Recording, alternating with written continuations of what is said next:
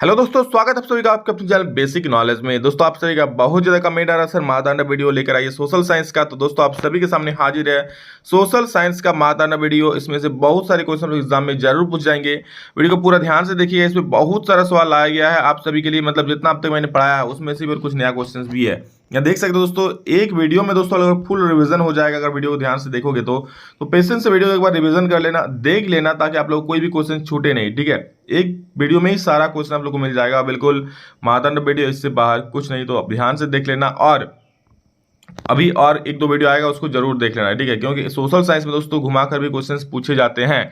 तो आप समझ लो पहले जितना मैंने समझाया है, ताकि आप लोग खुद से भी क्वेश्चंस को बनाकर लिख सको। समझ रहे हो? तो चलिए इस वीडियो को शुरू करते हैं और देखते हैं क्या क्या सवाल है। और ध्यान से अपने सारे दोस्तों को शेयर करो। देखो, आपका एक शेयर न किसी का फायदा कर सकता है, क्योंकि एग्जाम कल है। और अगर किसी को शेयर कर दो तो बहुत सारे विद्यार्थी होंगे कुछ नहीं पढ़े होंगे, तो कुछ पढ़ लेगा तो एग्जाम में लिखेंगे। ठीक है, तो शेयर जरूर करना और चैनल पर पहली बार सब्सक्राइब जरूर कर लेना। चलिए दोस्तों इस वीडियो को शुरू करते हैं। वनों का जीविका से किस प्रकार का संबंध है? तो देखो, वनों की हमारे जीवन में बहुत ही महत्वपूर्ण भूमिका है। वन बाढ़ तथा भूमि कटाव से रोकथाम करता है। जब बाढ़ आ जाता है, ठीक है, तो क्या पानी बहाकर ले चल जाएगा, मतलब पानी बहाकर क्या भूमि को काट कर ले चल जाएगा। लेकिन जहां पर वन होता है, आप लोग देखे होंगे कहीं पर जहां एक पेड़ लगा होता है, उसका जड़ कितना मतलब जकड़ी हुए रहता है मिट्टी को। आप देखे होंगे कहीं जोड़िया या तालाब के सामने, कि जहां पर कोई पेड़ खड़ा होता है ना, वहां का मिट्टी हिलता तक नहीं है। ठीक है, क्योंकि उसको जड़ पकड़ी हुए रहता है। तो समझ रहे हो? इस प्रकार मतलब कोई बाढ़ आएगा तो भूमि को बहा कर नहीं ले जा पाएगा। वनों से हमें कई प्रकार के खाने के सामान भी मिलते हैं। वनों में कई प्रकार के पशु पक्षी रहते हैं। वनों में लिख देना, कई प्रकार के पशु पक्षी रहते हैं। वन नहीं रहने पर ये पशु पक्षी विलुप्त हो सकते हैं। तो वनों का हमारे जीवन से बहुत ही महत्वपूर्ण संबंध है, और बहुत ही गहरा संबंध है, बहुत प्यारा संबंध है, और क्या ही कहूँ। नेक्स्ट क्वेश्चन, भारत में स्वतंत्र एवं निष्पक्ष चुनाव की क्या चुनौतियां है? मतलब जो भी चुनाव होता है तो उसके सामने क्या चुनौतियां आती है, क्या समस्याएं आती है? स्वतंत्र और निष्पक्ष चुनाव क्यों नहीं हो पाता है? क्या क्या कारण है उसमें कि निष्पक्ष मतलब साफ सुथरा चुनाव क्यों नहीं हो पाता है? अब आप लोग खुद से आंसर देने लगोगे ना, अभी क्योंकि अभी हाल ही में आप लोग क्या बोलते हैं, पंचायत चुनाव हुआ। तो देखो क्या क्या है। स्वतंत्र और निष्पक्ष चुनाव के लिए चुनौतियां क्या है? भारत में स्वतंत्र और निष्पक्ष चुनाव की चुनौतियां में शामिल है। क्या क्या है? उम्मीदवारों और राजनीतिक दलों की धन शक्ति, सबसे बड़ी चीज। यहाँ पर पैसों के बल पर उम्मीदवार खड़े हो जाते हैं और पैसा बांट कर वो जीत भी जाता है। लेकिन मैं हमेशा कह रहा हूं, बार बार याद रखना, जो पैसे के बल पर चुनाव जीत रहा है, चुनाव जीतने के बाद वो सारा पैसा वापस भी ले लेगा, और उसमें क्या होगा, आप लोगों को दिक्कत होगा। तो 100 200 1000 रुपया के लिए अपना जो नेता है उसको गलत मत चुन लेना यारो, नहीं तो बहुत दिक्कत है। आगे देखो, राजनीतिक मैदान में प्रवेश करने वाले आपराधिक तत्व, और क्या मैक्सिमम जो आ जाते हैं आपराधिक तत्व वाले लोग आते हैं। ठीक है, गुंडा करता है, किसी का खून कर देता है, वो लोग एकदम नेता में खड़े हो जाते हैं, जीत भी जाते हैं ऐसे लोग।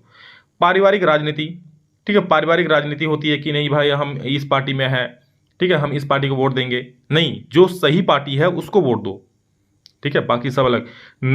नीतियों और व्यवहार में पार्टियों की समानता, और लगभग सभी पार्टियों की नीतियां समान होती है ना। सभी आकर बोलेंगे हम आपके लिए ये कर देंगे, वो कर देंगे। मतलब किसी पार्टी में एक अलग टाइप का चीज नहीं दिखता है कि हाँ चलो भाई हमको ये अच्छा लगा। सब में एक जैसा, जनता खुद परेशान अरे करे तो क्या करे। मतलब उनके सामने वो मतलब विकल्प ही नहीं होता है कोई अच्छे कैंडिडेट का। तो जनता भी खुद कभी कभी कंफ्यूज होती है किसको वोट दे किसको ना दे, क्योंकि कोई अच्छा उम्मीदवार ही नहीं मिलता है।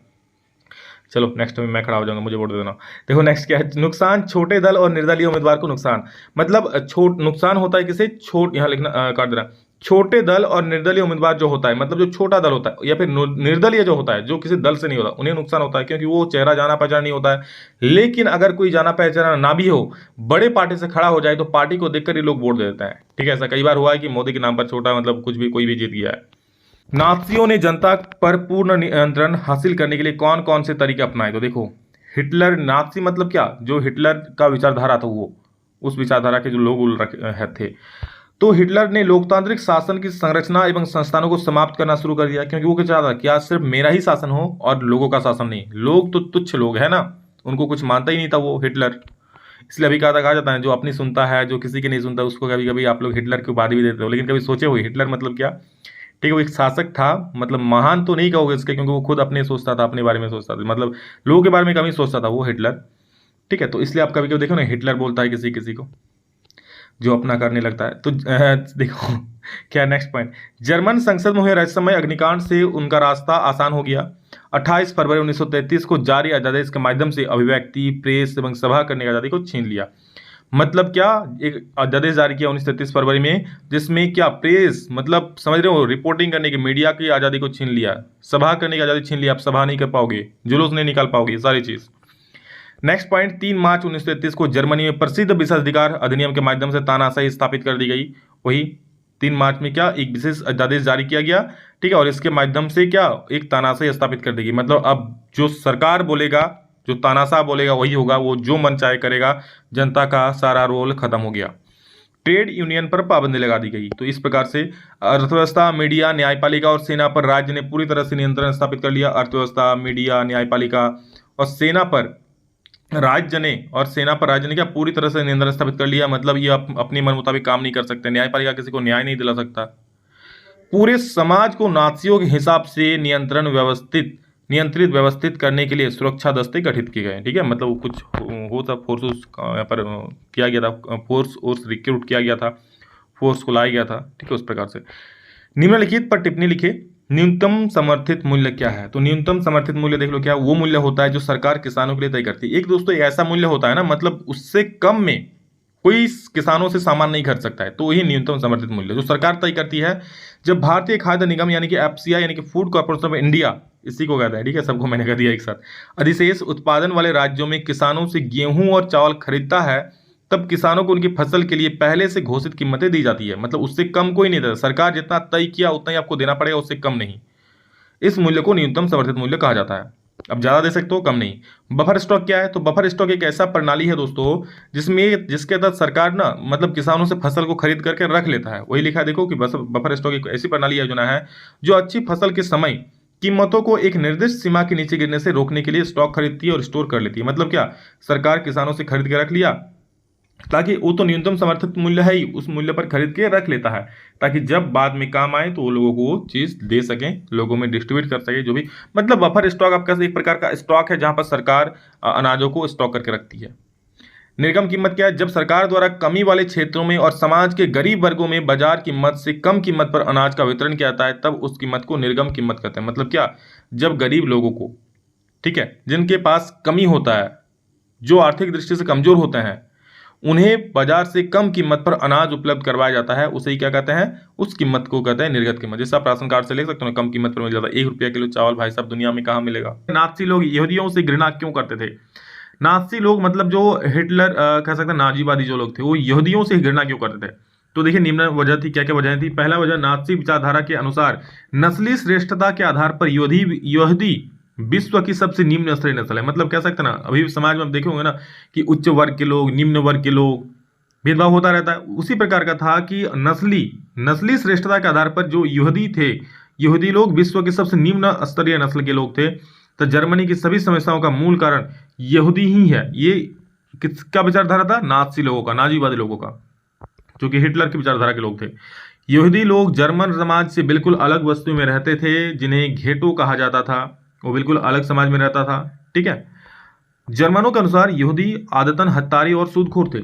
जर्मन क्या मानते थे, ये जर्मन मतलब वही नाजीवादी बोलो या फिर नाज़ीवादी बोलो, एक ही बात है। ठीक है, क्योंकि उन्हीं लोगों को तो नाज़ीवादी कहा जाता है। तो उन लोगों के अनुसार यहूदी आदतन हत्यारे और सूदखोर थे। उन लोग ये मानते थे यहूदी लोग मुख्य रूप से व्यापार और धन उधार देने का धंधा करते थे। यहूदी लोग क्या करता था, व्यापार करता था, किस चीज का, धन उधार देने का धंधा, ही सारा चीज करते थे। व्यापार करता था, धन उधार देता था, लेता था, सूदखोरी का काम करता था। औपनिवेशिक काल में व्यावसायिक खेती का क्यों विस्तार हुआ, 2 कारण बताएं। तो देखिए, उस काल को जब अंग्रेज ने यहाँ अपना शासन किया उसे औपनिवेशिक काल कहते हैं। औपनिवेशिक मतलब समझ लो, जब ब्रिटिश आकर हमारे देश में बिजनेस करना शुरू कर दिया, उस काल को ही औपनिवेशिक काल कहते हैं। ठीक है, इस काल में खेती का खूब विस्तार हुआ, जिसके मुख्य कारण इस प्रकार है। तो वही चीज़ है, जो ब्रिटिश आकर हमारे देश में बिजनेस किया, शासन किया, उसी काल को औपनिवेशिक काल कहा जाता है। मतलब जब तक यहाँ पर ब्रिटिश थे। पहला क्या है, अंग्रेजों ने व्यावसायिक फसलों जैसे पटसन, गन्ना और कपास का खूब विस्तार किया, क्योंकि इनकी खेती से अधिक आय प्राप्त होने की संभावना रहती थी।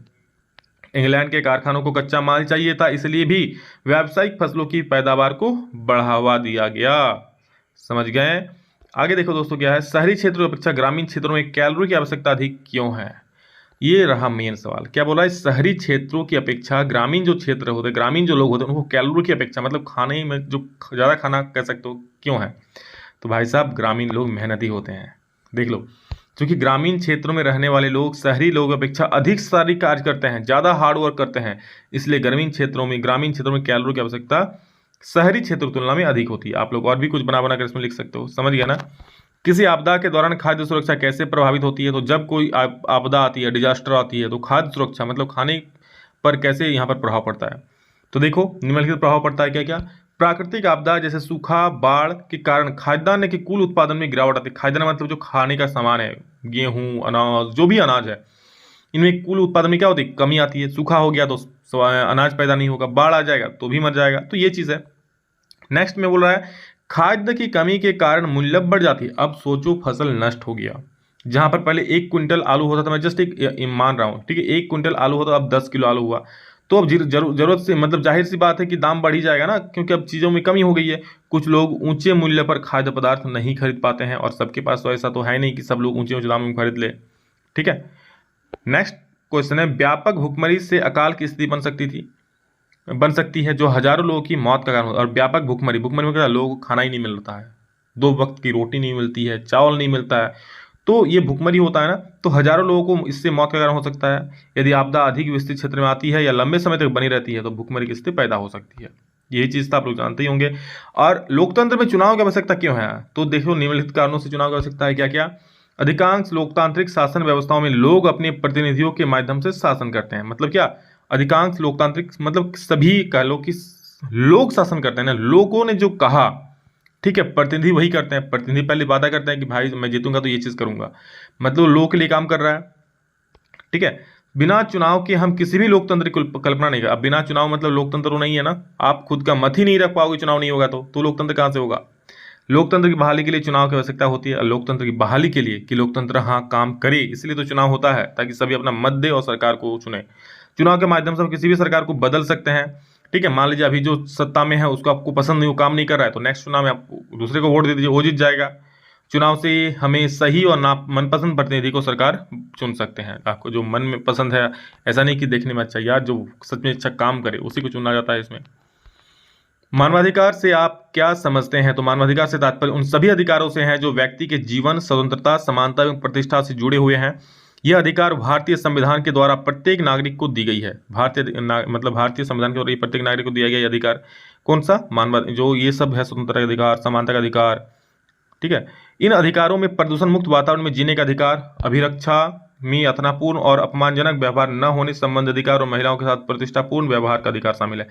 मतलब ये सारे अधिकार है, और यही दोस्तों मतलब मानव का जो अधिकार है, मूल अधिकार, उसे ही मानवाधिकार कहते हैं। समझ गए? तो यही चीज़ लिखा है कि बिल्कुल गर्व के साथ जीने का, अपमान नहीं करने का। समझ गए हो? वन संरक्षण के उपायों का वर्णन करें। तो वन के संरक्षण के लिए निम्नलिखित उपाय किया जा सकता है। क्या क्या किया जा सकता है? मैंने जस्ट पॉइंट लिख दिया, आप लोग उसको डिटेल में लिखोगे, ठीक है। ये इतना ही नहीं, ये बहुत बड़ा आंसर बनेगा।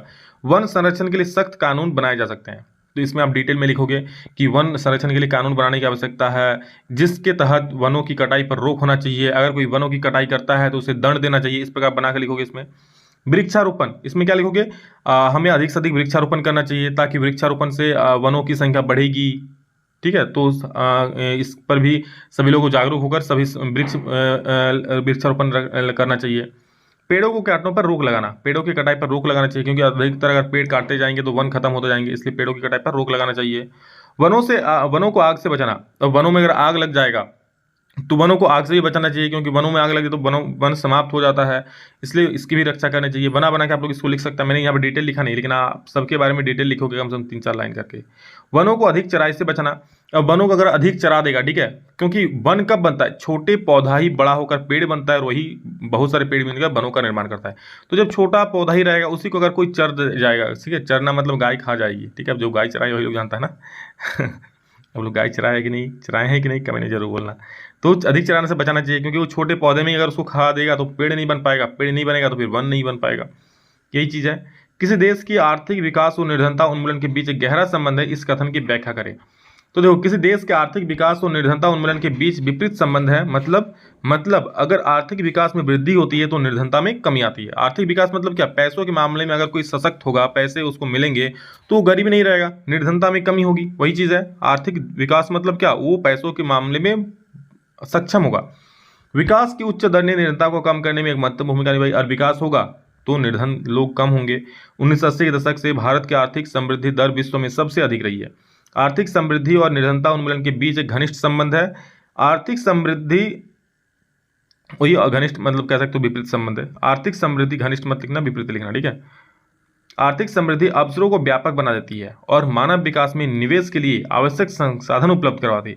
आर्थिक समृद्धि क्या होती है, मतलब आर्थिक समृद्धि हुआ, वो पैसों के मामले में सक्षम हो गया, ठीक है, तो उसको ज़्यादा अवसर मिलेगा, ठीक है। अब कहता नहीं कि पैसा आता है तो ये दिमाग खुलता है, उसी प्रकार का है, ठीक है। और मानव विकास में निवेश के लिए आवश्यक संसाधन उपलब्ध करवाती है, मतलब अब पैसा किसी पास होगा तो अलग अलग वो चीज़ में निवेश कर सकता है। मानव विकास में निवेश के लिए मतलब अपना विकास के लिए वो अलग अलग कर सकता है निवेश, फैक्ट्री खोल सकता है, कुछ भी कर सकता है। ये शिक्षा में निवेश से अधिक आर्थिक प्रतिफल पाने की आशा में लोग अपने बच्चों को लड़कियों सहित स्कूल भेजने के प्रोत्साहित करते हैं। और शिक्षा में निवेश करता है ताकि मेरा बेटा बेटी पढ़कर आगे बढ़े, कुछ अच्छा सा नौकरी करे, ताकि वो निर्धनता के स्तर को हटा सके। ये सारा चीज़ में लिखा हुआ है, आप लोग बना बना के लिख सकते हो। अगला सवाल है कि भारत के चुनाव प्रणाली के विभिन्न घटकों का वर्णन करें। तो भारत की चुनाव प्रणाली के विभिन्न घटक क्या क्या देख लिए। चुनाव की सबसे पहले घोषणा करता है, यानी चुनाव आयोग द्वारा चुनाव के दिशा निर्देश तथा घोषणा किया था कि हाँ ऐसे चुनाव होगा, इस दिन चुनाव होगा, उसकी घोषणा होती है। फिर सभी लोग लग जाता है होड़ में, नामांकन पत्र भरना है, भाई मुझे भी नेता बनना है। तो सब लोग जितने सारे प्रत्याशी होते हैं, आपको भी होंगे, वार्ड मेंबर, मुखिया, पार्षद, क्या क्या होंगे, ठीक है। अभी हाल ही तो चुनाव हो रहा है झारखंड में, दोहरा चुनाव का पत्र भरा जाता है, ठीक है। कल तो रिजल्ट होने वाला है शायद ना चुनाव का। चुनाव चिन्हों का आवंटन, जिन प्रत्याशियों का मतलब जिन प्रत्याशियों को जांच के बाद चयन हो जाता है, उन्हें चुनाव लड़ने के लिए चिन्ह दिया जाता है कि हाँ तेरा भाई ये चिन्ह है, तेरा एसी छाप है, तेरा टॉर्च छाप है, तेरा बल्लेबाज छाप है, अलग अलग सबको छाप दिया जाता है। फिर घोषणा पत्र जारी करना, प्रत्येक राजनीतिक चुनाव जीतने प्रत्येक राजनीतिक दल, यहाँ पर राजनीतिक दल लिख देना, ठीक है। प्रत्येक राजनीतिक दल चुनाव जीतने पर उनके द्वारा किए जाने वाले कार्यों की घोषणा करता है, यानी कि पहले ही, अब आप नेता में खड़े होंगे तो पहले बताओगे ना जनता को, भाई मैं जीतूंगा तो सबको 1-1 लाख दूंगा, भाई मैं जीतूंगा तो सबको एक मर्सिडीज कार दे दूंगा, भाई मैं जीतूंगा तो सबके घर एकदम पक्का बनवा दूंगा। इतने सारे यार वादा कर दो ना, अब ऐसे ही चुनाव जीत जाओगे। ठीक है, चलो मैं मजाक कर रहा था। तो वही लोग करते हैं ना कि चुनाव के टाइम तो कुछ भी लोग वादा करके चले जाते हैं, लेकिन क्या सच में वो चुनाव के बाद पूरा करते हैं? कमेंट करके बोलना। आगे देखो क्या है, नेक्स्ट चुनाव अभियान, उसका चुनाव अभियान शुरू होता है, ठीक है। एकदम पूरा होर्डिंग लेके, पैम्पलेट्स लेके, घर घर में अब की बार मोदी सरकार, या अब की बार साथियों दोस्तों याद रखे, क्या बोलता है, एसी छाप हमारा है, वहीं पर बटन दबाना है, क्या क्या पूरा बोलते हैं ना, वही चीज़ है। चुनाव प्रचार में सभी लोग लग जाते हैं। साथियों भूले नहीं आपका अपना चुनाव चिन्ह, ठीक है, टीवी छाप या फिर टॉर्च छाप, ठीक है। तो ये चीज़ चुनाव अभियान में लग जाता है। फिर होता है मतदान, आ जाता है मतदान का दिन, जिसमें सभी नागरिक, हम जो भी 18+ उम्र वाले होते हैं, जिनका वोटर कार्ड बन जाता है, वो लोग क्या करते हैं, चुनाव में अपना मतदान केंद्र जाकर मतदान करते हैं। फिर मतों की गणना होती है। मतदान हो जाने के बाद प्रत्याशियों को मिले मतों की गिनती की जाती है और परिणामों की घोषणा, मत की गिनती के बाद प्राप्त मतों की घोषणा की जाती है। जिस प्रत्याशी को सबसे अधिक मत प्राप्त होता है उसे विजयी घोषित किया जाता है और डम डमाने के एकदम बजा बजा के वो मौज मस्ती करता है कि चलो भाई जीत गए। अब जितना मतलब क्या, चुनाव 2 चरणों में होता है। पहला चरण में क्या हुआ कि नेता चल गए जनता के चरणों में, दूसरा चरण में अब जनता जाएंगी नेता के चरण में। चलो आगे देखो, प्राकृतिक वनस्पति को प्रभावित करने वाले कारकों की चर्चा करें तो निम्नलिखित कारक क्या क्या देख लो। तापमान सबसे पहला है। एक पौधे को अपने विकास के लिए कम से कम 6 डिग्री सेल्सियस मासिक औसत तापमान की आवश्यकता होती है। इससे कम तापमान होने पर पौधे पनप नहीं सकते हैं और इसी तरह उच्च तापमान में भी पौधे क्या होते हैं, मुरझा जाते हैं, झुलस जाते हैं। वर्षा है सेकंड पॉइंट में, यह वनस्पतियों के विकास में एक महत्वपूर्ण कारक है। विभिन्न पौधों हेतु वर्षा की मात्रा भिन्न भिन्न आवश्यकता होती है, मतलब हर एक पौधे के लिए एक जैसा नहीं, किसी को ज़्यादा चाहिए, जैसे धान रोपने के लिए ज़्यादा पानी चाहिए, उसी प्रकार वर्षा की मात्रा में भी हर एक पौधे के लिए वर्षा की मात्रा क्या अलग अलग चाहिए, पानी की मात्रा अलग अलग चाहिए। मिट्टी के प्रकार, उसकी अपनी पृथक विशेषता का भी वनस्पति पर प्रभाव पड़ता है। भारत में बांगर मिट्टी के क्षेत्र की वनस्पति खादर मिट्टी के क्षेत्र की वनस्पति से भिन्न होती है। मतलब बांगर में अलग वनस्पति पनपते हैं, खादर में अलग पनपते हैं, ठीक है। धरातलीय स्वरूप, धरातल का स्वरूप भी वनस्पतियों को प्रभावित करता है, कैसा जमीन का स्वरूप है।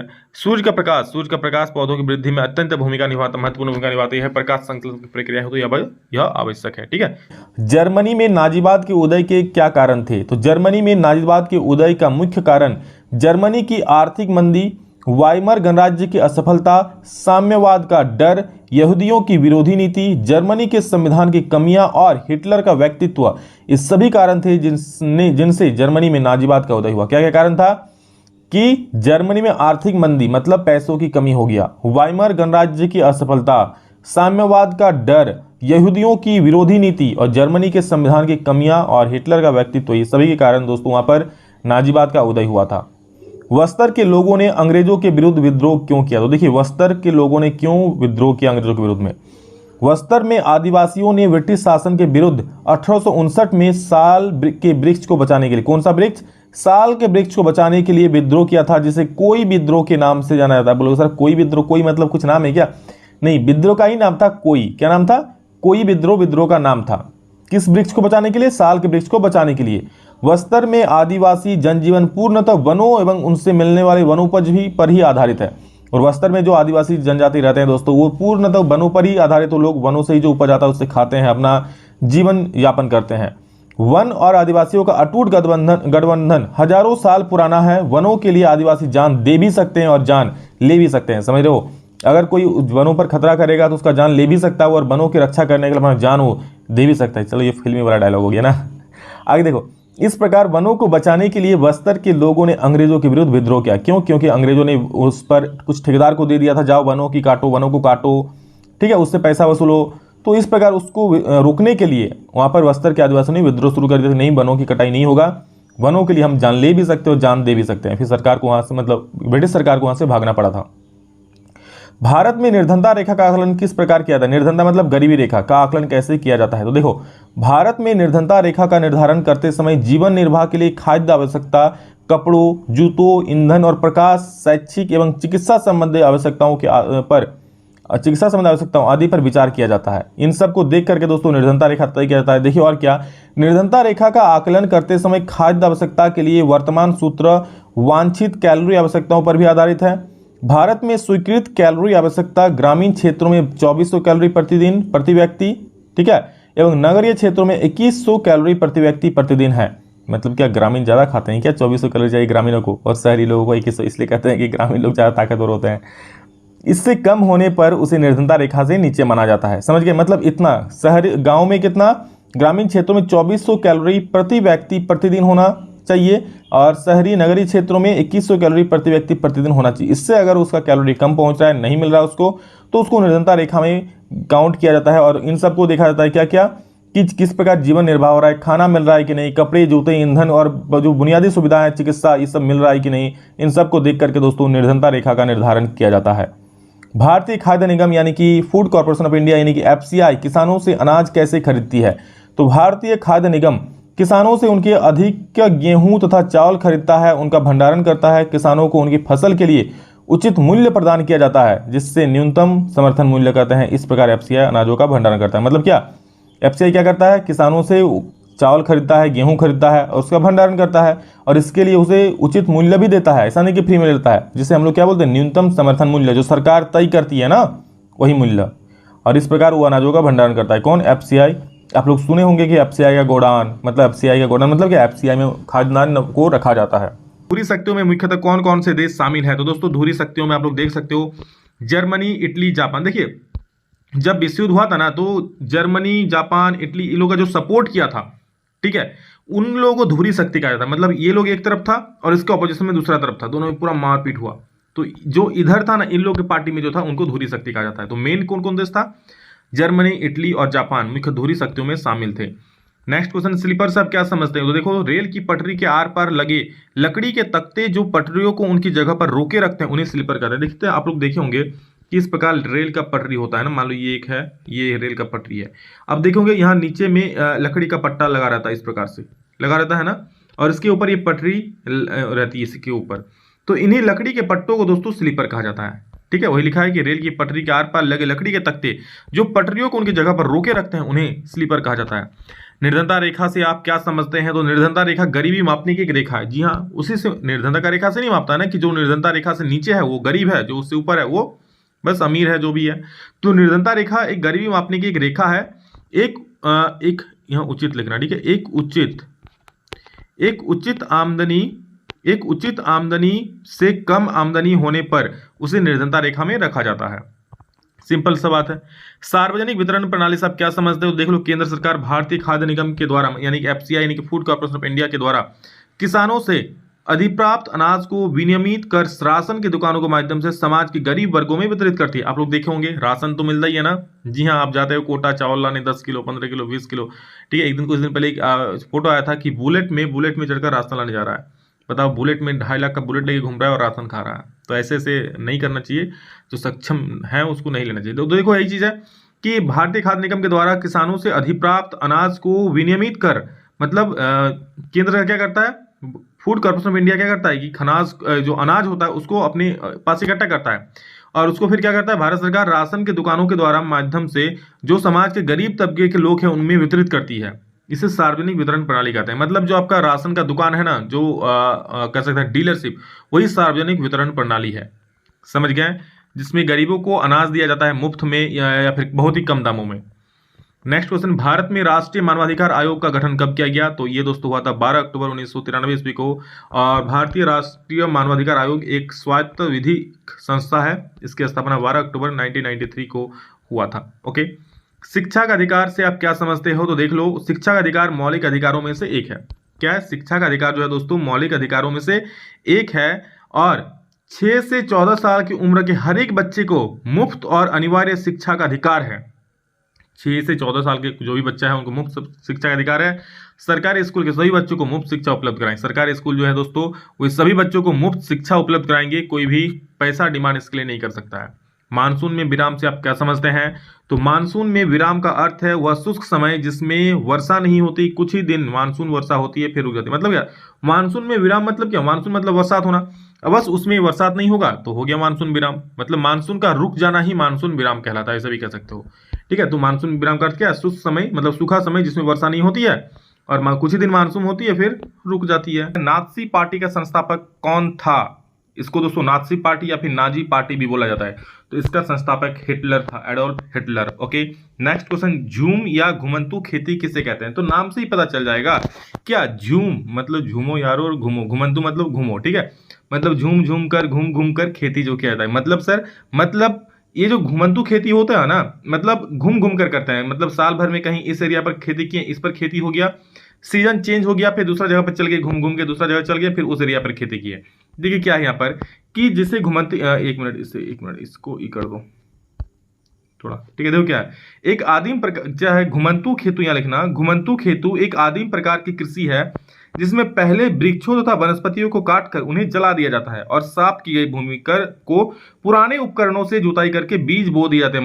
मतलब क्या होता है? देखो, आप कहीं गए, आपको अब ये जमीन किसी का होता नहीं है। ठीक है, जैसे घुमंतू परिवार होता है, वो लोग घूम रहे हैं कहीं पर, उसको अच्छा जगह दिखा तो वहां पर जंगल होंगे, झाड़ी होंगे, उसको जला दिया, साफ कर दिया। अब वहां पर जला करके साफ करके हल चला करके वहां पर क्या कर दिया, बीज बो देता है। ठीक है, और ये होता है दोस्तों मौसम के मुताबिक कि बरसात के मौसम में जहां पर होगा, ठंडा के मौसम में जहां पर होगा, उस प्रकार से यहाँ पर खेती होती है। तो क्या करता है, जिससे पहले वृक्ष तथा वनस्पति को काट देता है, उन्हें जला देता है और जहां पर साफ कर दिया वहां पर क्या होता है, लकड़ी या हल चला करके जुताई करके बीज बो देता है। फसल पूर्णतः प्रकृति पर निर्भर होती है। मतलब दोस्तों इसमें खुद पानी नहीं देते हैं वो लोग, बस आसमान से पानी बरसा तो ठीक, तो बस वो मौसम पर ही निर्भर करता है। बरसात के मौसम बरसात जैसी की होती है, गर्मी के मौसम में गर्मी जैसी की होती है, और इसमें उत्पादन बहुत ही कम हो पाता है। ठीक है, क्योंकि ना समय पे सिंचाई हो पाता है ना कुछ, तो इसलिए। और यही झूम खेतु होता है, घुमंतू खेतु, मतलब साल भर में घूम घूम कर खेती करते हैं। जैसे इस जगह पर अगर खेती हो गया, ठीक है, फसल को काट लिया, अब दूसरा जगह चल गया, दूसरा कहीं उस जगह मिला तो वहां पर फिर खेती करने लगा। ये होता है घुमंतू खेतु, घुमंतू खेती। अब समझ जाओ, देखिए थोड़ा पेशेंस से वीडियो को देखोगे तो समझ जाओगे, रट के कोई फायदा नहीं है, समझ जाओ यार, बहुत काम आएगा। निर्धनता की परिभाषा लिखिए। तो क्या है? निर्धनता का अर्थ उस रासायनिक प्रक्रिया से है। ठीक है, रासायनिक प्रक्रिया, आप रासायनिक हटा दो, ज्यादा सूट नहीं करता है। निर्धनता का अर्थ उस प्रक्रिया से है जिसमें मनुष्य अपने जीवन की आधारभूत बुनियादी आवश्यकताओं को भी पूरा करने में सक्षम नहीं हो पाते। निर्धनता मतलब गरीबी, मतलब गरीबी से भी नीचे कह सकते हो, जो अपना आधारभूत सुविधा जो है, रोटी कपड़ा और मकान, उसको भी पूरा नहीं कर पाता है, उसे दोस्तों निर्धनता रेखा कहते हैं, या निर्धनता रेखा से नीचे कहते हैं, या फिर जो निर्धन का हो सभी की चीज है। ठीक है, जो अपनी आधारभूत बुनियादी आवश्यकताओं को पूरा करने में सक्षम नहीं होता है। भुखमरी से आप क्या समझते हो? तो देखो, भुखमरी मतलब क्या, विटामिन, पोषक तत्वों और ऊर्जा अंतर्गण की गंभीर कमी को भुखमरी कहते हैं। मतलब आप खाना खाओगे, चावल खाओगे तो कार्बोहाइड्रेट मिलेगा, ठीक है, आलू खाओगे तो कार्बोहाइड्रेट मिलेगा, दाल खाओगे तो प्रोटीन मिलेगा। तो इस प्रकार जब पोषक तत्व उसको नहीं मिल पाता है, मतलब उसको जब खाना ही नहीं मिल पाता है, तो विटामिन, पोषक तत्व और ऊर्जा अंतरण की कमी को भुखमरी कहते हैं। ये कुपोषण का सबसे चरम रूप है। क्या कुपोषण मतलब क्या? उसको खाना नहीं मिल रहा है, कोई पोषक तत्व ही उसके शरीर में नहीं मिल रहा है, तो इसे कहते हैं दोस्तों भुखमरी, मतलब भूख से बिल्कुल मर जाएगा। अगला सवाल है, भारतीय संविधान के द्वारा नागरिकों को कितने प्रकार के मौलिक अधिकार प्राप्त है? तो दोस्तों 6 मौलिक अधिकार प्राप्त है। क्या क्या देख लीजिए, समता का अधिकार, स्वतंत्रता का अधिकार, शोषण के विरुद्ध अधिकार, धर्म की स्वतंत्रता का अधिकार, संस्कृति और शिक्षा संबंध अधिकार और संवैधानिक उपचारों का अधिकार। ये 6 अधिकार प्राप्त है। नेक्स्ट, आदर्श आचार संहिता क्या है? बहुत बढ़िया सवाल है, आदर्श आचार संहिता। तो देखो, आदर्श चुनाव आचार संहिता असल में चुनाव आयोग की ओर से राजनीतिक दलों और अभ्यर्थियों के मार्गदर्शन के लिए जारी दस्तावेज है। मतलब सर, मतलब ऐसे समझो, जब चुनाव होता है ना, उससे पहले सभी जो भी वहां पर खड़े होते हैं चुनाव में, ठीक है, जो भी कैंडिडेट, उनको मार्गदर्शन दिया जाता है कि आप लोग चुनाव में ऐसे ऐसे चीज करना, आप लोग चुनाव से 7 दिन पहले वोट अपना प्रचार प्रसार करना, चुनाव के दिन आप लोग बिल्कुल भी बाहर या फिर बाहर मत निकलना, अपना प्रचार मत करना, आप लोग चुनाव में पैसों से किसी को खरीद नहीं सकते हैं। लेकिन दोस्तों अभी तो हो रहा उल्टा, अभी जो हाल ही में पंचायत चुनाव झारखंड में हो रहा है या फिर अभी हुआ, मतलब बस पैसों का ही खेल है, लाख लाख रुपया बांटा जा रहा है, लोगों को पैसा दिया, मैंने खुद देखा है ऐसा होता है, ठीक है। तो ऐसा नहीं होना चाहिए और इस प्रकार से, ठीक है, मैंने देखा है कि मतलब बहुत अजीब तरह का दारू पिलाया जाता है, मुर्गा खिलाया जाता है और पैसा बांटा जाता है। तो ये नहीं, आप समझ लो, आप पैसे लोगे, जिसको पैसे आप जिससे लोगे वही जीत कर आपको सारा पैसा निकाल लेगा, समझ रहे हो। तो इसलिए इस प्रकार के जो भी पैसा देकर वो चुनाव जीतना रहा है, कभी भी उसको वोट मत करना, ठीक है, कभी भी नहीं। आगे देखो, प्राकृतिक वनस्पति का क्या अर्थ है? प्राकृतिक वनस्पति का मतलब है वह वनस्पति जो मनुष्य द्वारा विकसित नहीं की गई है। क्या प्राकृतिक मतलब क्या? जो अपने आप हो जाएगी, प्रकृति करेगी उसको, मतलब जिसमें मनुष्य का कोई हाथ नहीं है। यह मनुष्यों की मदद की जरूरत नहीं है इसमें। जो कुछ भी पोषक तत्व इन्हें चाहिए प्रकृति वातावरण से ले लेते हैं। मतलब प्रकृति मतलब क्या? प्राकृतिक मतलब ही कह सकते हो ना, उसमें मनुष्य कोई हाथ ही नहीं है। प्रकृति अपने आप कोई उग गया, फिर अपने आप वो मर गया, ये मतलब अपने आप पौधे उगते हैं, बन जाते हैं, ठीक है। सारा पोषक तत्व वो जमीन से ले लेते हैं, हवा से लेते हैं, इस प्रकार से। नाथसीवाद की मुख्य विशेषताएं क्या है? नाथसीवाद मतलब क्या अभी बताएं। इसका संस्थापक कौन था? हिटलर। ये दोस्तों नाथसीवाद जो था ना, एक क्या बोल सकते हैं, ये हिटलर की विचारधारा थी। मतलब हिटलर का जो विचारधारा था उसे ही नाथसीवाद कहा जाता है। देखिए, नाथसीवाद के अनुसार राज्य सबसे ऊपर है, मतलब नाथसीवाद मतलब हिटलर ही कह लो। तो उसके अनुसार क्या? राज्य सबसे ऊपर है, लोग राज्य के लिए हैं, न कि राज्य लोगों के लिए। नाथसीवाद लोकतंत्र तथा साम्यवाद को जड़ से मिटा देना चाहता था। मतलब वो क्या, वो हिटलरगिरी करना चाहता था, हिटलर टाइप, मतलब उसका ही शासन हो, बाकी और किसी का नहीं। नाथसीवाद के लिए क्या था? राज्य सबसे ऊपर है, लोगों का कोई उसमें मोल नहीं है, लोग राज्य के लिए है, ठीक है। मतलब उसमें राज्य का वैल्यू है, लोगों का नहीं। राज्य के लिए, राज्य लोगों के लिए नहीं है। इस प्रकार से उसका कुछ सोच था, बहुत ही घटिया। वाइमर गणराज्य के सामने क्या समस्याएं थी? तो सबसे पहले वाइमर गणराज्य है क्या, तब मैं समस्याओं का पता चलेगा। तो सुनो, आप लोग को हिटलर का नाम सुने हो? जी हाँ, हिटलर आप लोगों को पता है कि जर्मनी का शासक था। तो क्या हुआ, जर्मनी जब पहला विश्व युद्ध जब चरम पर था, फिर जब वो समाप्त हुआ, ठीक है, तो जो जर्मनी का शासक था उसने क्या अपना इस्तीफा दे दिया। मतलब तब हिटलर शासक नहीं था, तब कोई और था। उसने इस्तीफा दे दिया और वहां पर एक नए गणराज्य की स्थापना हुई, जिसको नाम दिया गया क्या? वाइमर गणराज्य, ठीक है। एक नया पार्टी अब वहां पर राजतंत्र बन चुका था, ठीक है, सॉरी, ये जनतंत्र बन चुका था। तो उस पार्टी का नाम दिया गया वाइमर गणराज्य, क्योंकि वाइमर नामक जगह पर वो स्थापित हुआ था। वाइमर वहां पर एक जगह था, तो इसलिए उसको वाइमर गणराज्य कहा जाता है। बस इतना समझ गए। अब देखो हुआ क्या यहाँ पर, कि जब पहला विश्व युद्ध समाप्त हुआ, क्योंकि इसको शुरू करने वाला जर्मनी ही था, ठीक है। पहला विश्व युद्ध कब हुआ था, कमेंट्स में जरूर बोलना।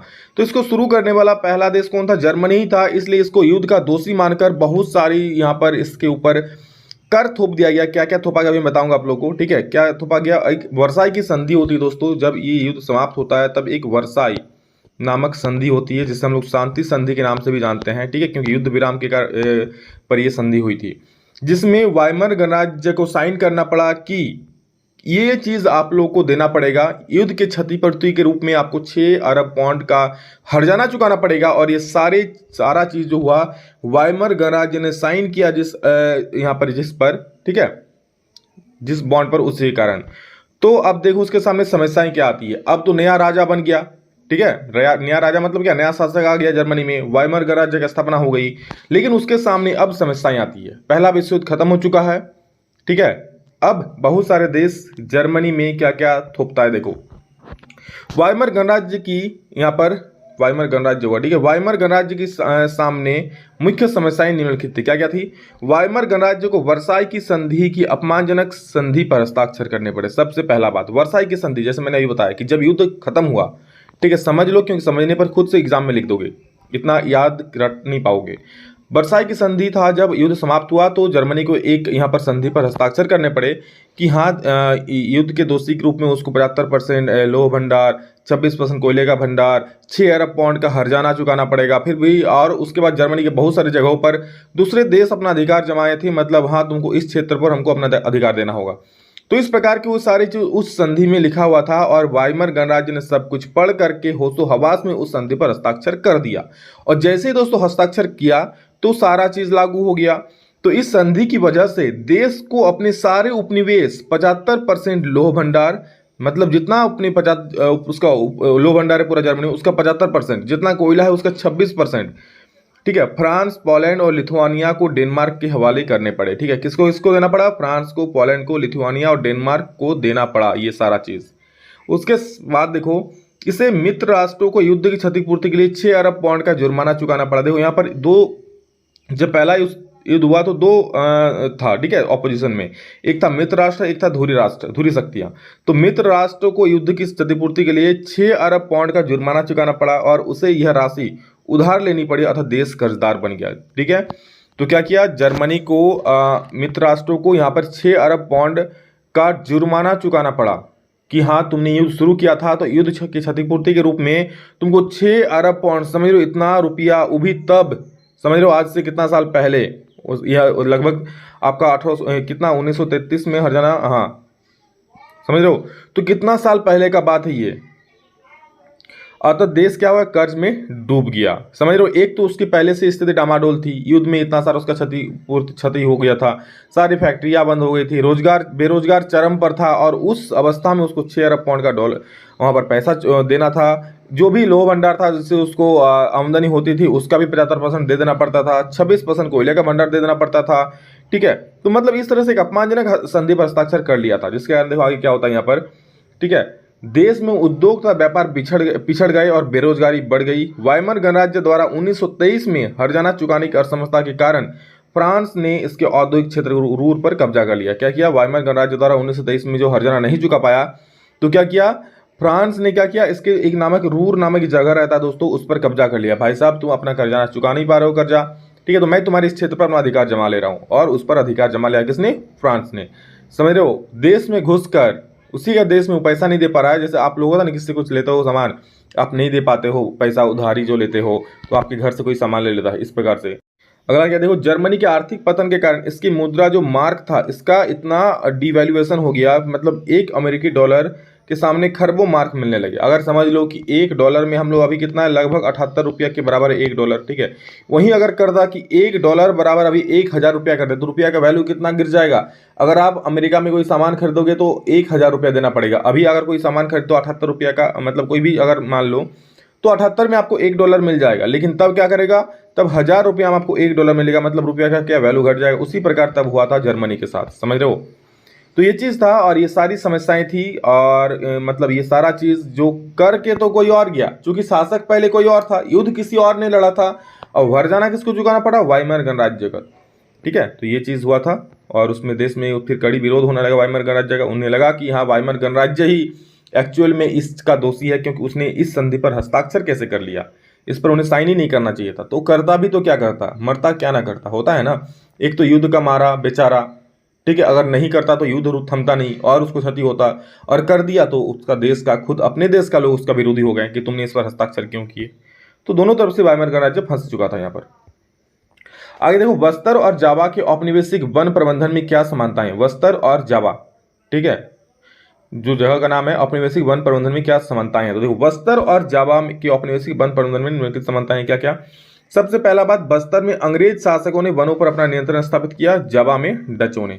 बस्तर पर किसने अधिकार जमा लिया, अंग्रेज शासकों ने, ब्रिटिशों ने, और जबकि जावा में किसने, डच शासकों ने, डचों ने वहां पर अधिकार कर लिया वहां के वनों पर। दूसरा, दोनों स्थानों पर स्थानीय लोगों को एक नए वन नियमों के अंतर्गत लकड़ी काटने पर तथा लकड़ी काटने तथा वन उत्पाद इकट्ठे करने से रोक दिया गया। मतलब एक नया वन नियम लागू किया गया जिसमें अब स्थानीय लोग, जो वहाँ का लोकल लोग था, वो क्या वनों की कटाई नहीं कर सकता है, वनों से कोई भी चीज़ नहीं। अब मान लो किसी को फल तोड़ना है वनों से तो नहीं तोड़ सकता है, ठीक है, क्योंकि एक्चुअली वहाँ के लोगों का खाना सब कुछ वनों से ही होता था, वनों से लाता था। लेकिन एक नया अधिकार के तहत ये सारी चीज़ बंद कर दिया गया, लकड़ी काटने को बंद कर दिया गया। आगे देखो, दोनों ही प्रदेशों में स्थानांतरित कृषि पर प्रतिबंध लगा दिया गया। दोनों ही जो जावा और क्या है यहाँ पर, जावा और बस्तर दोनों ही जगह पर स्थानांतरित कृषि जो होता था उस पर रोक लगा दिया गया।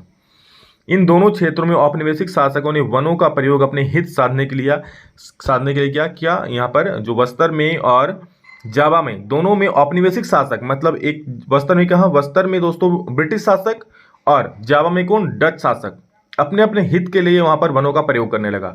इन वनों की लकड़ी का उपयोग मुख्य रूप से जलावन बनाने तथा रेलवे के विस्तार के लिए किया गया। और इसका जो लकड़ी है उसका उपयोग क्या किस लिए किया गया, जलावन के लिए, रेलवे का विस्तार करने के लिए यहाँ पर ब्रिटिश और डच शासकों ने करने लगा। दोनों प्रदेशों में स्थानीय समुदायों की रोजी रोटी का साधन छीन जाने से लोगों में असंतोष फैल गया और उन्हें शासक के विरुद्ध विद्रोह कर दिया। ठीक है, जिसे बस्तर विद्रोह, जावा विद्रोह कहा जाता है। क्या किया, अब सोचो तुम पर इतना कोई अगर अत्याचार करेगा, तुम जहां पर रहते हो, तुम्हारे बगान में अगर कोई आकर बोल देगा कि तुम इस बगान से अब एक भी लकड़ी नहीं काट पाओगे, कोई फल होगा, तुमको आम खाने का मन कर रहा है, आम नहीं तोड़ पाओगे, तो यार विद्रोह तो लाजमी है ना। तो ये लास्ट में विद्रोह हो गया, समझ रहे हो। तो ये था दोस्तों। चलिए अगला सवाल है, कुछ देखते हैं। पारिस्थितिकी तंत्र किसे कहते हैं। तो पारिस्थितिकी तंत्र, जहां आप रहते हैं, जहां मैं रहता हूं, जहां आपके दोस्त रहते हैं, जहां आपके गाय बकरी रहती है, जहां पेड़ पौधे रहते हैं, ठीक है, जहां कुआं है, जहां कल है, ये सारा चीज मिलकर क्या बनाता है, पारिस्थितिकी तंत्र। तो वही चीजें पर्यावरण में उपस्थित सभी जैविक तथा अजैविक, मतलब जितने सारे जैविक जिनमें जीवन है, जितने सारे अजैविक जिसमें जीवन नहीं भी है, घटकों के मेल से, यहां मेल होगा, मेल नहीं होगा, घटकों के मेल से बने तंत्र को पारिस्थितिक तंत्र बोलते हैं। समझ लो, पर्यावरण में उपस्थित सभी जैविक और अजैविक घटकों के मेल से बने तंत्र को पारिस्थितिक तंत्र। ये पूरा दुनिया को एक आप पारिस्थितिक तंत्र बोल सकते हो, या फिर अपने घर को भी एक पारिस्थितिक तंत्र बोल सकते हो। समझ रहे हो, हर एक मतलब क्या पूरा जो है सब मिलाकर के पारिस्थितिक तंत्र का निर्माण करते हैं, जिसमें सभी चीज आता है, एकदम एक धूल मिट्टी से लेकर के आप आदमी तक आ जाते हो, सभी कुछ ये पारिस्थितिक तंत्र का भाग है। समझ रहे हो, जिसमें पेड़ पौधे जीव जंतु सभी लोग आते हैं। जैव विविधता के संरक्षण से आप क्या समझते हो। तो जैव विविधता मतलब होता क्या है, हम लोग का पर्यावरण में क्या बहुत तरह के जीव जंतु रहते हैं, बहुत नाना प्रकार के पेड़ पौधे रहते हैं। तो इन्हीं विभिन्नताओं को, इन्हीं जो विभिन्नता है इसमें, इन्हीं विभिन्नताओं को क्या बोलते हैं, जैव विविधता बोलते हैं। तो देखो, पारिस्थितिक तंत्र में आ रहे परिवर्तन के कारण विभिन्न पादपों एवं जीव जंतुओं के अस्तित्व पर संकट उत्पन्न हो गया। पारिस्थितिक तंत्र में क्या हो रहा है, उत्पन्न हो रहा है, सॉरी, पारिस्थितिक तंत्र में क्या आ रहा है, परिवर्तन आ रहा है। ठीक है, क्या हो रहा है, फैक्ट्री, पेड़ पौधों काटकर फैक्ट्रियां लगा दी जा रहा है, ठीक है, पेड़ पौधे काटकर जंगल काटकर घर बनाया जा रहा है। तो इसमें पारिस्थितिक तंत्र में क्या हो रहा है, परिवर्तन हो रहा है, और इसके लिए विभिन्न पादपों एवं जीव जंतुओं के अस्तित्व पर क्या हुआ, संकट उत्पन्न हो गया। पेड़ पौधों काट दिया मतलब पादपों पर संकट उत्पन्न हो गया। अब वहां पर पहले जीव जंतु रहते थे, बाद में आकर रहने लगा, तो वहां पर जीव जंतु के पर संकट उत्पन्न होने लगा ना। हमारे पर्यावरण में विभिन्न प्रकार के पेड़ पौधे तथा जीव जंतु रहते हैं। आपको पता ही होगा कि बहुत से प्रकार के जीव जंतु रहते हैं, बहुत प्रकार के नाना प्रकार के पेड़ पौधे हैं।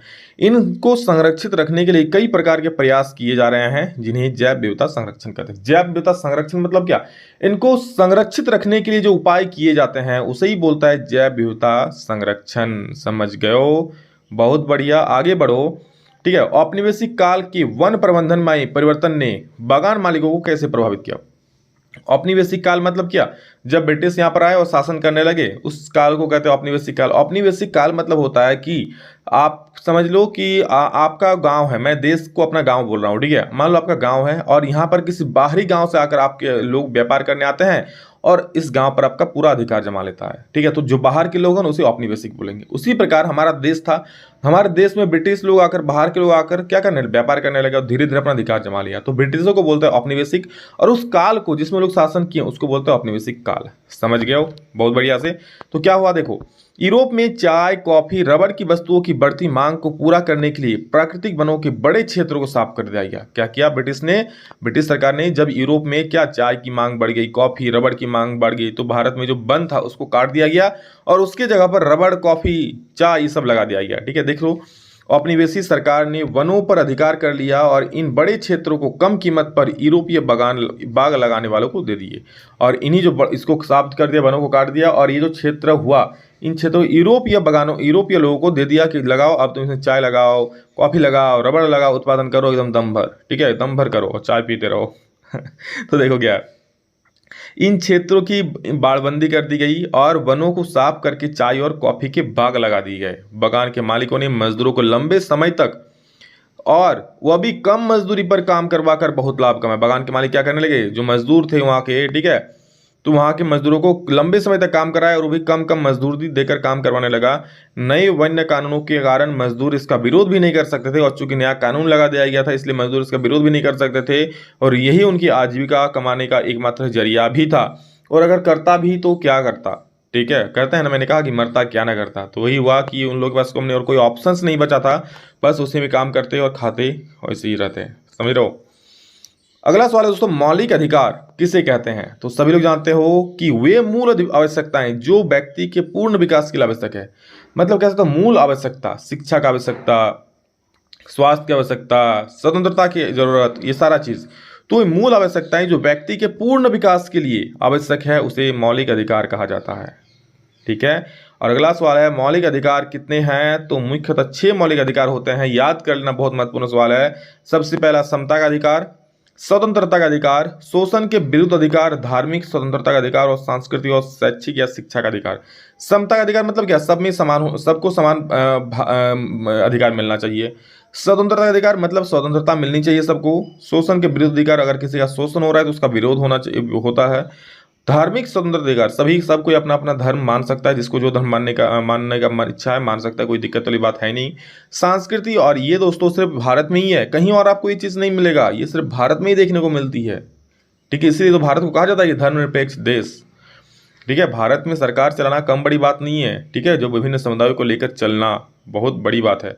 संस्कृति और शिक्षा अधिकार, संस्कृति और अपने आप संस्कृति को आप सही सकते हो, संस्कृति जो है आपका, ठीक है, उसके उस पर कोई छेड़छाड़ नहीं कर सकता है, और आपकी जो शिक्षा है, शिक्षा लेने का अधिकार है। तो ये चीज है दोस्तों आप लोग का। नाजी सोच के खास पहलू कौन थे? देखिए, नाजी सोच मतलब जर्मनी का एक पार्टी जिसको नाजी पार्टी बोलता है, या फिर जिसको नाजी पार्टी भी बोलता है, ठीक है, उसी को नाजी बोला जाता है। यहाँ देख सकते हो नाजी सोच के खास पहलू क्या क्या, देखो लोग क्या सोचता था। नाजी दल जर्मनी को अन्य सभी देशों से श्रेष्ठ मानता था और पूरे विश्व पर जर्मनी का प्रभाव जमाना चाहता था। पहला नंबर हो गया क्या, कि वो जो नाजी पार्टी था उसके जो दल के लोग थे वो जर्मनी को पूरा सबसे श्रेष्ठ मानता था पूरे देश में, पूरे विश्व में, और क्या चाहता था कि पूरे विश्व पर जर्मनी ही का ही प्रभाव हो, ठीक है, मतलब पूरे विश्व पर जर्मनी का कब्जा हो, इस प्रकार का चाहता था। कौन? नाजी पार्टी का संस्थापक कौन था? Hitler, Adolf Hitler. Okay, next point है, इसने युद्ध की सराहना की तथा युद्ध के बल पर दूसरे देशों को जीतना चाहते थे। और जो नाजी पार्टी वो हमेशा युद्ध की सराहना करता था कि हाँ चलो युद्ध सब कुछ है, और युद्ध के बल पर दूसरे देशों से जीतना चाहता था। इसने जर्मनी के साम्राज्य विस्तार और उन सभी उपनिवेशों को जीतने पर ध्यान केंद्रित किया जो उनसे छीन लिए गए थे। आपको पता है कि फर्स्ट वर्ल्ड वॉर में ऐसा बहुत सारा जगह था जो जर्मनी के अंडर से चल गया था और उन पर बहुत सारे कर थोप दिए गए थे। तो जर्मनी पर हिटलर ने क्या किया, जर्मनी के साम्राज्य विस्तार और उन सभी उपनिवेशों को जहां पर उसका अधिकार हट गया था उन पर जीत लिया, और वो सभी जगह उनसे छीन लिया था जो उपनिवेश वहां पर रहते थे वो जगह को, ठीक है, मतलब बाहर से आके कोई देश वहां अपना हक जमाया हुआ था उन सभी को वहां से भगा दिया था। नाजियों की दृष्टि में देश सर्वोपरि है, सभी शक्तियां देश में निहित होनी चाहिए, लोग देश के लिए है न कि देश के लिए। मतलब नाजी पार्टी की जो थे वो लोग क्या था, वो लोग सबसे पहले देश को देखते थे, जनता को नहीं, ठीक है। वो लोग ये सोच था कि जनता जो है वो देश के लिए है, देश जनता के लिए नहीं है, ये उनका सोच था, समझ रहे हो। अगला पॉइंट है, नाजी लोग लोकतंत्र के पक्ष में नहीं थी, और नाजी पार्टी कभी लोकतंत्र पक्ष में नहीं थी, आपको पता भी है। वही जाकर आगे राजतंत्र घोषित कर दिया और पूरे देश पर वो अपना हक चलाना चाहता था, और इस प्रकार वो चलाया भी। जैसे हिटलर ने चुनाव जीता उसके बाद कुछ ही सालों आपको कुछ वक्त बाद क्या किया, वो पूरा पावर को अपने हाथों में ले लिया, सभी पार्टियों का जो है उसको खत्म कर दिया कि चलो अब किसी पार्टी का प्रभुत्व नहीं रहेगा, और राजतंत्र स्थापित कर दिया। नाजियों ने जनता पर पूरा नियंत्रण हासिल करने के लिए कौन कौन से तरीके अपनाए? देखो जनता पर पूरा नियंत्रण कि अब जनता कुछ नहीं करे, ठीक है, क्योंकि अब नाजी पार्टी जो था वो क्या एक आक्रामक रूप तानाशाह बन चुका था, ठीक है, उसका जो मन में आएगा करेगा, ठीक है, जनता की बात नहीं सुनी, क्योंकि अब तो जनतंत्र हटा चुका था, राजतंत्र कर दिया था, ठीक है। क्या क्या देखो तरीके अपनाए थे। विशेषाधिकार अधिनियम मार्च 1933 द्वारा संसद के समस्त अधिकार हिटलर को देकर राज्य में तानाशाही स्थापित कर देगी। क्या किया, एक विशेषाधिकार अधिनियम निकाला, ठीक है, मतलब जिसको अध्यादेश बोला जाता है, वो निकाला, और उसके तहत जो आगे हिटलर था, जो नाजी पार्टी के संस्थापक, ठीक है, जो चुनाव जीता था, उन पर सारा अधिकार उनको मिल गया, देकर राज्य में तानाशाही स्थापित कर देगी। सारा संसद का सारा अधिकार किसको दे दिया? हिटलर को मिल गया और वो तानाशाही स्थापित कर दिया राज्य में। ठीक है, अब जनता का कुछ नहीं चलेगा, जनता जो कुछ बोलेगा उस पर कुछ ध्यान नहीं दिया जाएगा। आगे देखो क्या है, नाजी पार्टी और उससे जुड़े संगठनों के अलावा सभी राजनीतिक पार्टियों पर पाबंदी लगा दी। नाजी पार्टी और उससे जुड़े संगठनों के छोड़कर, ठीक है, बाकी जितनी सारी पार्टियां थी वहां जर्मनी में, सब पर प्रतिबंध लगा दिया गया कि चलो अब तुम चुनाव नहीं लड़ सकते हो, अब कभी चुनाव होगा ही नहीं। ठीक है, हम जो बन गए सरकार तो हम ही रहेंगे। आगे देखो, अर्थव्यवस्था, मीडिया, सेना और न्यायपालिका पर राज्य का पूर्ण नियंत्रण स्थापित हो गया। अर्थव्यवस्था, मीडिया, सेना, न्यायपालिका, कोर्ट पर, पुलिस पर, सेना पर, सभी का पूरी तरह से राज्य का नियंत्रण कर लिया। कौन? Adolf Hitler. कोई भी किसी हिटलर के आदेश के अलावा कुछ नहीं कर सकता। पूरे समाज को नाजियों के हिसाब से नियंत्रण और व्यवस्थित करने के लिए विशेष निगरानी और सुरक्षा दस्ते गठित किए गए। पूरे समाज जो नाजियों के अकॉर्डिंग चले, कोई विरोध तो नहीं कर रहा है ना, कोई नाजी पार्टी का विरोध तो नहीं कर रहा है ना, तो उसको देखने के लिए एक दस्ता गठित कर दिया ताकि मतलब अच्छे तरीके से, सारा व्यवस्थित तरीके से सब कुछ चले। अगला सवाल देखते, तो भारत वनस्पति जगत और प्राणी जगत के धरोहर में धनी क्यों है? तो देखो, भारत वनस्पति जगत तथा प्राणी जगत के धरोहर में धनी है क्योंकि भारत एक विशाल देश है, इसीलिए यहाँ विभिन्न प्रकार की जलवायु तथा मिट्टी पाई जाती है। ठीक है, भारत एक बहुत बड़ा देश है और यहाँ विभिन्न प्रकार की जलवायु पाई जाती है। ठीक है, विभिन्न प्रकार की हर जगह अलग अलग मिट्टी पाई जाती है, जैसे कहीं जलोढ़ मिट्टी, कहीं काली मिट्टी, तो कहीं लेटराइट मिट्टी पाई जाती है। समझ रहे हो? भारत में कहीं अधिक वर्षा तो कहीं कम, कहीं मध्यम तो कहीं कम वर्षा होती है। आपको पता है कि भारत में कहीं अधिक वर्षा होती है, कहीं कम होती है, तो कहीं बिल्कुल भी नहीं होती है। ठीक है, जिसके कारण यहाँ विभिन्न प्रकार के वनस्पति मिलते हैं। ठीक है, अब वर्षा के अनुसार वनस्पति का उगा होता है ना, जैसे बरसात के दिनों में धान उगता है, धान होता है ना, तो उसी प्रकार बरसात के अकॉर्डिंग आपका हर जगह वनस्पति होता है। तो जहाँ ज़्यादा वनस्पति वर्षा होगा वहाँ कुछ और वनस्पति होगा, जहाँ कम होगा वर्षा वहाँ कुछ और टाइप का वनस्पति होगा, पेड़ पौधे होंगे। ठीक है, किसी प्रदेश की प्राकृतिक वनस्पति का स्वरूप ही जलवायु दशाओं तथा मृदा पर निर्भर करता है। किसी देश का जो प्राकृतिक वनस्पति का स्वरूप होगा, किस प्रकार पेड़ पौधे रहेंगे, वो उस जगह का जलवायु निर्भर करता है। ठीक है, आप लोग देखेंगे कहीं पर आम अच्छा नहीं होता है, आप लोग देखेंगे लीची, जैसे बिहार में ज़्यादा लीची होता है, मुजफ्फरपुर में। इसी प्रकार वो मिट्टी पर निर्भर करता है। ठीक है, कहीं घने वन दिखाई देते हैं तो कहीं घास फूहियाँ और झाड़ियाँ दिखाई देती है। इन सभी, अरे भाई साहब नेताओं क्या हो गया, इन सभी के कारण भारतीय वनस्पति जगत और प्राणी जगत के धरोहर में धनी है। और इन्हीं सभी कारणों के कारण क्या हो जाएगा? नेताओं नहीं होगा। ठीक है, भारत वनस्पति जगत और प्राणी जगत के धरोहर में धनी है। ठीक है, अगला सवाल है बहुत ही महत्वपूर्ण कि सदाबहार वन और पर्णपाती वन में क्या अंतर है? तो देखो, सदाबहार वन नाम से ही सुनाई मिल रहा है ना, हमेशा बहार रहेगा उसमें, सदाबहार। तो देखो ना क्या है, सदाबहार वनों के बीच अत्यंत सघन, लंबे, सदैव हरे भरे वन रहते हैं। सदाबहार क्या हमेशा हरा भरा रहता है, बहुत लंबे लंबे और क्या घने वन रहता है। ठीक है, अत्यंत सघन मतलब बिल्कुल सामने सामने रहेगा, आपको चलने का भी जगह नहीं मिलेगी, इतना घना जंगल होगा वहाँ पर। ठीक है, इन वनों के वृक्षों के नीचे दलदल पाए जाते हैं, अतः इनमें प्रवेश करना कठिन होता है। ठीक है, और इन वृक्षों के नीचे क्या दलदल मतलब दलदल टाइप का मिट्टी होता है जिसमें आप लोग जा नहीं सकते हो। इन वनों के वृक्षों के नीचे विषैले जीव जंतु पाए, आप लोग देखेंगे, आप लोग कहीं बहुत जंगल झाड़ी रहता है ना, वहाँ पर विषैले रहता है ना, सांप रहेगा, कुछ विषैला जंतु रहेगा, इस प्रकार के वहाँ रहते हैं। ठीक है, तो कहाँ जब बहुत ही जहाँ घने जंगल पाए जाते वहाँ पर, ठीक है, उन्हीं जंगलों को सदाबहार वन कहते हैं। और क्या है कि यह वन कहाँ पाया जाता है? महाराष्ट्र, कर्नाटक, केरल, अरुणाचल प्रदेश, असम, मेघालय आदि क्षेत्रों में पाए जाते हो। देख सकते हो दोस्तों यहाँ पर आप लोग ये फोटो, ये है दोस्तों सदाबहार वन का फोटो है। ठीक है, और ये देखिए पर्णपाती वन का फोटो है। पर्णपाती वन कैसा होता है? देखिए, बड़े बड़े पेड़ होते हैं इसमें और जगह रहता है इसमें। ठीक है, इसमें जीव जंतु रहते हैं, आते हैं जाते हैं, इस टाइप का है। तो क्या देखो, पर्णपाती वनों के वृक्ष कम घने, अपेक्षाकृत छोटे तथा ग्रीष्म ऋतु के आरंभ में अपनी पत्तियां गिराते हैं। पर्णपाती वन कैसा होता है? क्या घना कम होता है, ठीक है, और छोटा भी होता है, और गर्मी के दिनों में दोस्तों ये अपना पत्ता गिराता है, जैसे बांस हो गया, साल हो गया, ये सारा चीज। इन वनों के वृक्षों के नीचे दलदल नहीं पाई जाती है, अतः इन वनों में सरलता से प्रवेश किया जा सकता है। और ये जो पर्णपाती वन होता है इसमें दलदल नहीं होता है। ठीक है, क्योंकि यहाँ घने घने नहीं होते हैं, जगह होता है, तो धूप निकलता है, धूप गिरता है तो वो सूख जाता है जगह। इन वनों के वृक्षों के नीचे जंगली पशु स्वतंत्र रूप से विचरण करता है। और इसके पीछे क्या, इसके बीच में क्या रहता है? जंगली पशु रहते हैं, ठीक है, आते हैं जाते हैं यहाँ, उस प्रकार से।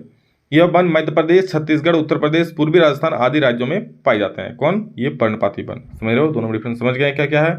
आगे बढ़ेंगे दोस्तों। पहला अगला सवाल है कि राष्ट्रीय ग्रामीण रोजगार गारंटी अधिनियम 2005 की मुख्य विशेषताएं क्या है? जो राष्ट्रीय ग्रामीण रोजगार गारंटी अधिनियम है, जिसको मनरेगा भी बोलते हैं, महात्मा गांधी नेशनल गारंटी योजना, ठीक है, रोजगार गारंटी योजना, तो वो उसका मुख्य विशेषताएं क्या? देखो, पहला है इस अधिनियम को 2005 में पारित किया गया था जो, और ये कांग्रेस के द्वारा पारित किया गया था। ठीक है, इस अधिनियम का नाम बदलकर महात्मा गांधी राष्ट्रीय ग्रामीण रोजगार गारंटी अधिनियम कर दिया गया, मतलब यानी कि मनरेगा कर दिया गया बाद में। आगे देखो, यह अधिनियम प्रत्येक वर्ष प्रत्येक ग्रामीण परिवार को 100 दिन रोजगार का प्रावधान है। मतलब इसके अकॉर्डिंग हर एक परिवार को 100 दिन का कम से कम रोजगार मिलेगा। और इस कार्यक्रम के अंतर्गत अगर आवेदक को 15 दिन के भीतर, अगर आवेदक ठीक है जो है उसको 15 दिन के अंडर में काम नहीं मिलता है, रोजगार नहीं मिलता है, तो वो बेरोजगारी भत्ता के लिए एलिजिबल हो जाता है। तो फिर उन्हें दैनिक बेरोजगारी भत्ता दिया जाता है। समझ रहे हो। अगला सवाल है, औपनिवेशिक काल में कृषि विस्तार के मुख्य कौन कौन से कारण थे। औपनिवेशिक काल में जो कृषि विस्तार हुआ उसके कारण क्या क्या थे। तो देखो, औपनिवेशिक देशों को अपने कारखानों के लिए कच्चा माल चाहिए होता था, इसीलिए उसने किसानों को कृषि कार्य करने के लिए प्रेरित किया। सबसे पहली बात कि जो औपनिवेशिक देश थे, जो बाहर से आकर जो इस हमारे देश में राज कर रहे थे, उनको कारखानों के लिए कच्चा माल चाहिए होता था। ठीक है, कच्चा माल जो भी, तो इसलिए उन्होंने क्या, किसानों को कृषि कार्य करने के लिए प्रेरित किया।